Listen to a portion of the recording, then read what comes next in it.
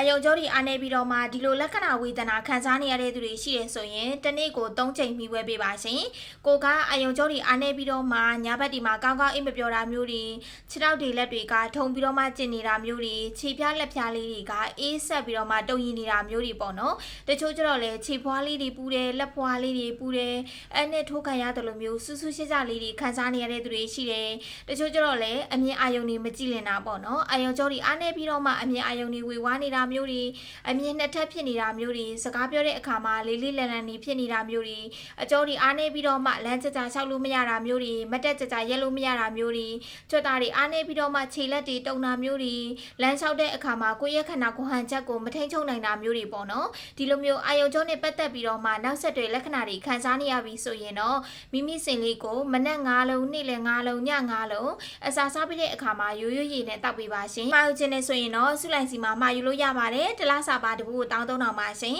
ဒလီရောက်တဲ့မြို့တော်တော်များများကိုအင်းရောင်းငွေချေပို့ပေးတယ်နယ်ဘက်တွေဆိုရင်ဂိတ်တင်ပေးတယ်ပြပကိုလည်းပို့ပေးပါတယ်ရှင်